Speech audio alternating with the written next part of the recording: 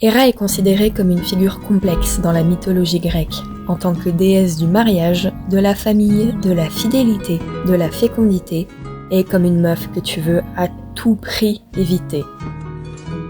Bienvenue dans Mythologie grecque, installe-toi confortablement et serre-toi 3 grands verres, parce qu'aujourd'hui on va parler de la tumultueuse vie sentimentale de Héra, et ça va être très long. Pour commencer, Héra est la fille aînée de Cronos et de Rhéa, les 2 titans frères rois et sœurs reines originelles. Ils lui ont donné vie dans la ville d'Argos, avec laquelle elle sera étroitement liée toute sa vie. Héra fait donc partie de la fratrie des premiers dieux olympiens. Elle est invoquée lors des mariages pour garantir la réussite de l'union et la fidélité des époux. Cependant, et non sans une certaine ironie, elle est bien plus connue pour être victime de l'infidélité de son propre mari et punit souvent les femmes qui ont eu des relations avec lui, c'est-à-dire beaucoup, étant donné que le boug détient le record du monde de 400 mètres saut de femme. Mais avant toute chose, on va vraiment commencer par le début de ce capharnaüm céleste, le mariage de Zeus et de Héra. Alors déjà soyons honnêtes, je n'ai aucune idée de la réponse à la question suivante: est-ce que Héra est amoureuse de Zeus? Ce que je sais cependant, c'est qu'il l'a sûrement eu à l'usure. Tout commence lorsque Zeus rend la liberté à ses frères et sœurs qui ont été avalés par leur père Cronos. La terrible titanomachie démarre, mais Rhéa, la mère des dieux, décide de mettre Héra en sûreté pour qu'elle ne prenne pas part au conflit. Elle remet donc la jeune femme au couple Océan et Thétis. Ces 2 personnages refusent de prendre part à la titanomachie aux côtés des autres titans et restent paisiblement de leur côté à forniquer comme des fous pour enfanter toutes les rivières, tous les fleuves, toutes les mers, toutes les sources d'eau. Et on apprend que Zeus venait déjà rendre visite à Héra en cachette quand Thétis et Océan avaient le dos tourné. Il se pointait sur l'île de Bé et il la courtisait jusqu'à ce qu'apparemment il la demande en mariage et elle accepte. Bon, si c'était pas de l'inceste, ce serait mignon, mais c'est pas ça qu'on veut, ça c'est gentillet, c'est une variation soft, nous on veut l'histoire moins banale. Eh bien, il est communément admis que ça s'est en effet passé différemment. Héra est une très belle femme, mature et droite dans ses bottes, dont le corps est délicatement parfumé d'une senteur douce et décoré d'une sublime robe tissée par les mains expertes d'Athéna, et elle se fait tout autant remarquer qu'Aphrodite. Donc Zeus s'en va lui conter fleurette, sauf que Héra le repousse, et qu'il va falloir ruser s'il compte continuer de la courtiser. Alors notre bon vieux Zeus, que décide-t-il de faire ? Eh bien, un beau jour où il stalkait Héra jusqu'en haut d'une montagne, il fait en sorte qu'il pleuve comme vache qui pisse et s'approche de la déesse aux yeux bovins. Mais elle ne sait pas que c'est lui, car il s'est au préalable transformé en coucou. Héra voit cet oiseau complètement trempé et gelé, et le prend délicatement pour le protéger de la pluie. Le coucou se met à la suivre, à chanter doucement, à semer de belles plumes colorées, et Héra s'en voit de plus en plus attendrie. Elle finit par le nourrir et le blottir contre son sein pour le réchauffer. C'est ce moment que choisit Zeus pour reprendre sa forme normale et révéler à Héra qu'elle a de bien bonnes miches et que s'il te plaît, maintenant que je les ai touchées, tu vas bien vouloir m'épouser, oui ? Et Héra finit par accepter pour sauver l'honneur. Parce que quand ton frère te harcèle et se transforme en animal pour toucher tes tchouches, quoi de mieux pour sauver l'honneur que de l'épouser ? Donc les 2 dieux, la première et le dernier d'une fratrie, s'unissent par les liens du mariage. La célébration se fait sur plusieurs jours, tous les dieux et tous les animaux y sont conviés et les 2 époux sont blindés de cadeaux. C'est un beau couple heureux et solide qu'on est en train de fêter. Enfin, heureux pas si sûr, mais en tout cas solide vu les épreuves qui vont s'en suivre. Après, peut-être qu'il n'y avait pas encore l'invention du divorce à l'époque, ce qui expliquerait qu'ils soient toujours ensemble malgré tout. Mais n'allons pas plus vite que la musique. Je vais quand même pas parler des querelles conjugales avant d'avoir présenté la famille au complet. Alors après le mariage, Héra accouche de plusieurs enfants qui ont tous le même père. Il y a Arès, le dieu de la guerre, qui n'est pas vraiment apprécié à cause de son sale caractère et sa tendance à chercher la merde. Ensuite, il y a Iliti, la déesse de l'accouchement, qui est considérée comme la protectrice des femmes en couche et des nouveau-nés, qui est souvent invoquée pour garantir la sécurité et la santé des enfants. Dans la même veine, il y a la jeune Hébé, la déesse de la jeunesse éternelle associée à la beauté et à la pureté. On la représente souvent comme une servante des dieux de l'Olympe qui sert le nectar et l'ambroisie, l'équivalent d'avoir un CAP petite enfance et de bosser en extra dans une brasserie. Alors, je t'ai dit que les enfants de Héra n'ont qu'un père, et c'est vrai. Mais j'en ai oublié un dont Zeus n'est pas le père. Et ouais, Zeus est le père de tous ses enfants, mais pas de celui-ci. Comment est-ce possible ? Eh ben, il a pas de père, tout court. Tu sais de qui je veux parler. Héphaïstos le moche. Et pas moche comme tous les nouveau-nés qui sortent fripés comme un pruneau, vraiment moche, difforme, rabougri, et pour un dieu ça la fout mal. Donc elle balance Héphaïstos du mont Olympe pour voir si, sur un malentendu, tout le monde oublierait le rejeton rejeté. Mais les dieux sont immortels, et Héphaïstos s'en sort indemne, si ce n'est que ses ménisques ont pris un sacré coup et qu'il boitera toute sa vie. Donc Héphaïstos se venge. En tant que dieu forgeron, il forge le fameux trône d'or, sachant que Héra en le voyant ne résisterait pas à l'envie de s'asseoir dessus. En effet, Héra estime que son divin et royal postérieur n'a pas de meilleur endroit où se reposer que sur ce siège d'or massif. Hop, on s'assoit et hop, on ne se relève plus, car Héphaïstos, légèrement rancunier de cet abandon précoce et de l'infirmité qui l'accompagne, a mis en place un astucieux piège qui se déclenche aussitôt que Héra a pris place et la retient bloquée. Elle enrage, incapable de se remettre sur pied, tente tout ce qu'elle peut sans que ça marche, demande aux dieux de l'aider là également sans résultat, jusqu'à ce que Dionysos parvienne à raisonner Héphaïstos à l'aide du pouvoir inestimable de l'alcool. Donc si je devais te résumer les enfants de Héra en un mot, je dirais sexisme. Illiti et Hébé sont de douces déesses belles et valorisées par les Grecs vu leur rôle dans la vie de couple et les soins aux enfants, tandis que Arès et Héphaïstos sont mal aimés de leur mère, l'un parce que c'est une tête brûlée, l'autre parce qu'il est moche. Alors petite variation, le poète Euphorion de Chalcis, ou de Chalcis, a décidé d'ajouter son petit grain de sel dans la famille de Héra, et toi comme moi, on aurait préféré qu'il ne le fasse pas. Lui, il dit que Héra a un 5e enfant, et que ce serait Prométhée, celui qui a donné le feu aux hommes. Ce cher poète affirme que Prométhée ne serait pas le fils désiré d'une union consentie entre le titan Japet et l'océanide Clyménée, mais plutôt le triste cadeau laissé par le géant Eurymédon 9 mois après avoir violé Héra. Voilà, tu fais de cette information ce que tu veux, une suggestion, tu fais comme si tu ne l'avais jamais entendu. Évidemment, si j'ai autant manqué de subtilité en soulignant que Héra n'a jamais courtisé d'autre homme que Zeus, c'est parce que lui de son côté il est parti dans la direction opposée. Et ça a soulevé bien des problèmes. Quand Zeus jette son dévolu sur toi, t'es dans la merde. Déjà parce que quoi qu'il en soit, tôt ou tard il finira par t'avoir, et parce que quoi qu'il en soit, tôt ou tard, Héra finira par t'avoir. En témoignent de nombreuses femmes, notamment Io, Callisto, Leto, Eurynomée, Sémélé, Alcmène et probablement beaucoup d'autres. On va commencer par Io. Je te l'ai dit, Héra est attachée à la ville d'Argos, car c'est là où elle a vu le jour, là où un grand culte lui est voué, et également là où elle a été mariée. Alors quand une de ses propres prêtresses s'immisce dans son couple, elle voit rouge. Et oui, car la fille du roi d'Argos est une jeune prêtresse de Héra du nom de Io, et elle finit malgré elle dans le collimateur de la reine des dieux. Un jour que Zeus laisse traîner ses yeux sur la ville d'Argos, il tombe amoureux de Io et décide de la séduire. Après avoir été attirée puis coursée, la jeune femme offre malgré elle sa vertu pendant que d'épais nuages épaississent le ciel. Héra, prise d'ennui sur son trône divin, décide de regarder les actualités sur l'équivalent céleste de TF1, et elle est surprise de voir que sa ville favorite est invisible tellement elle est couverte de nuages, parce que ce matin, quand elle a checké sur Météo Grèce, ça annonçait un grand soleil. Alors ni une ni deux, elle plonge en direction de la zone ombragée. Mais elle n'arrive pas à temps pour prendre Zeus en flagrant délit, car celui-ci a anticipé le truc et il a changé Io en une génisse argentée. Héra, elle est pas débile, et puis elle a ce fameux instinct féminin qui fait qu'elle sait ce qu'il est en train de se passer. Elle fait genre, elle sait rien de la tromperie et complimente la belle génisse en demandant à Zeus de la lui offrir. Lui, s'il dit non, ça fait suspect, donc il accepte. et pour être sûr que Zeus n'ait plus aucun contact avec Io, Héra la confie à Argus pour qu'il la surveille.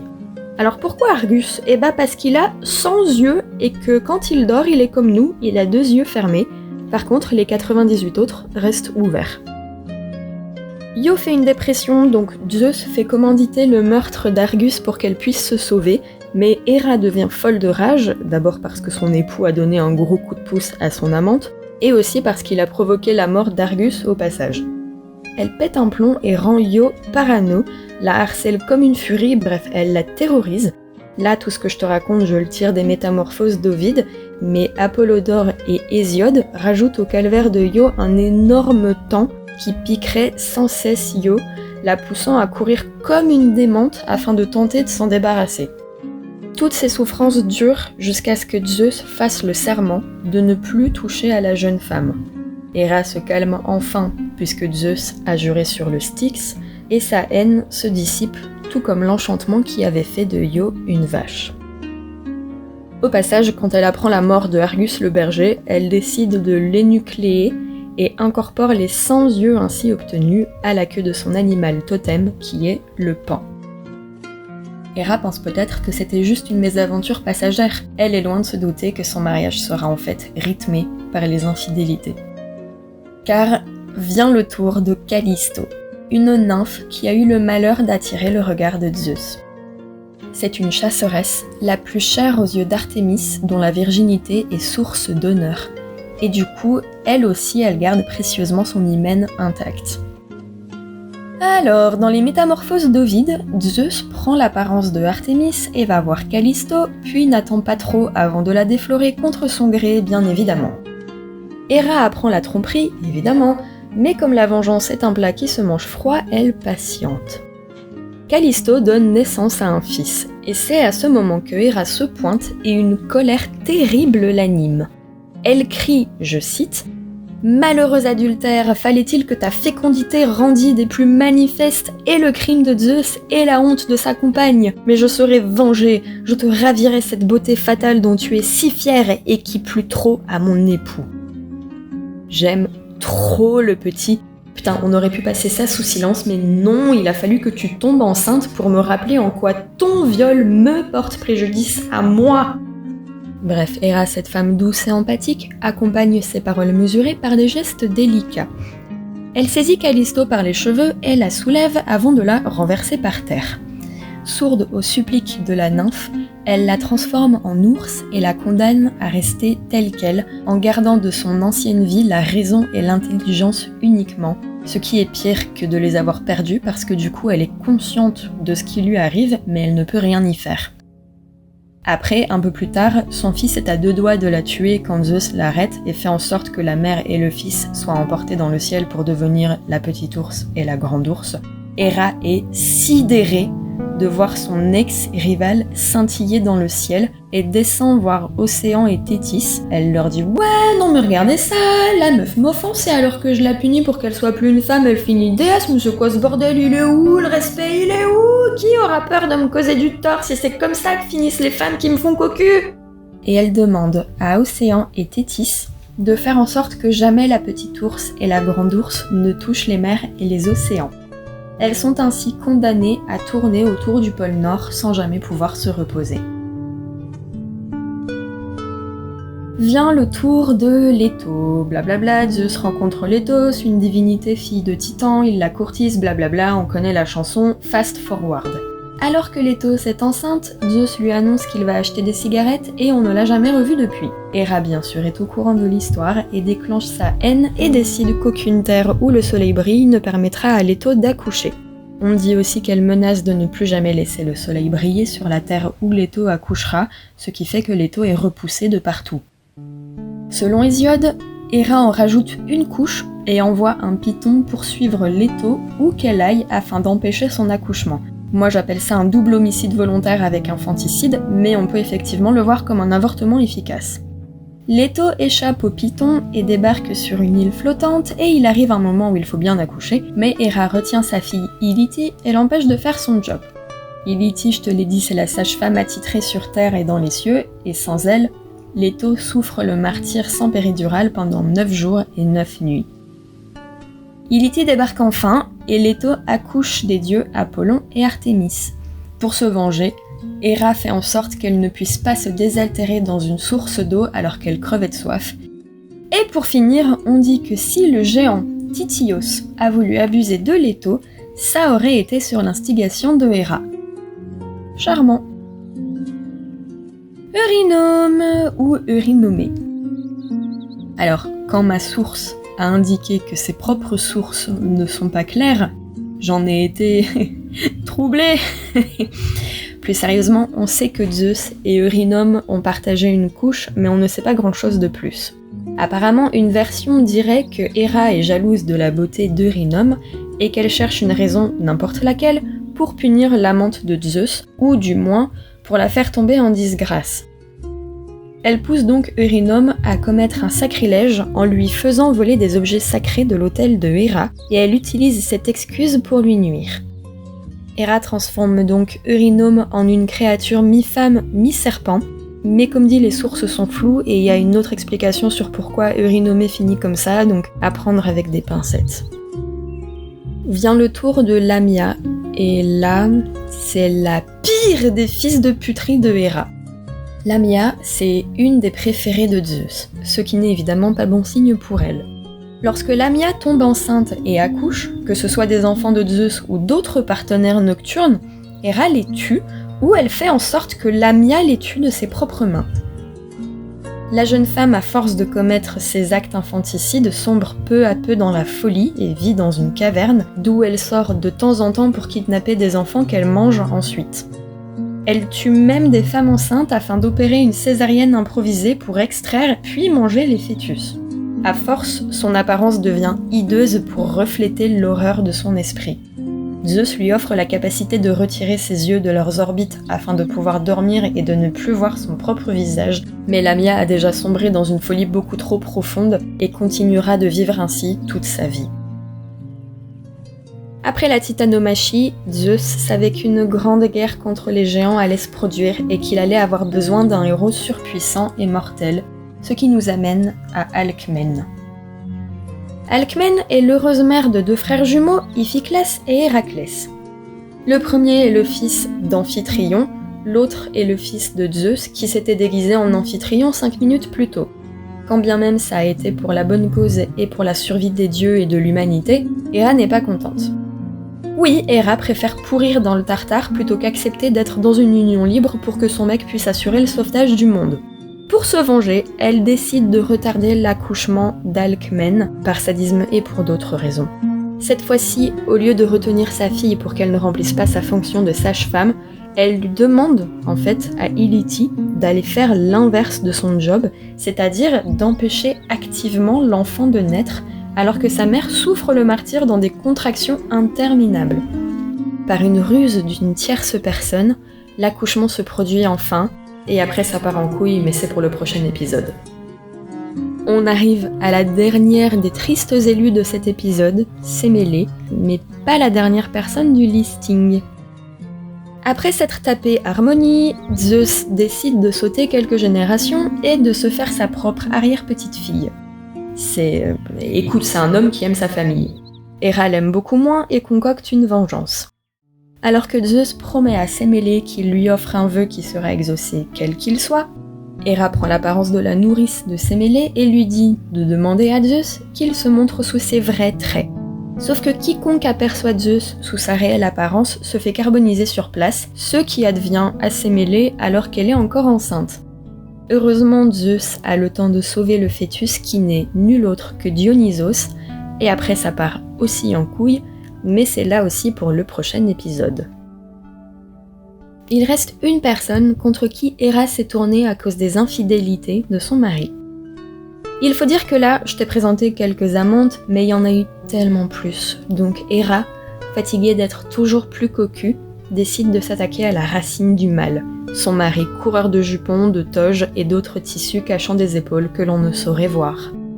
Pour ce faire, elle demande la complicité de quelques autres dieux olympiens, et lorsque le roi des dieux tape une bonne sieste, ils se jettent tous sur lui pour l'attacher avec une centaine de lanières de cuir. Le but est non seulement de l'empêcher de mettre son ADN dans tout ce qui bouge, mais également de lui trouver un successeur sur le trône. Mais grâce à l'intervention d'un géant, Zeus est libéré et punit Héra puisque c'était son idée et franchement c'est chaud comme trahison.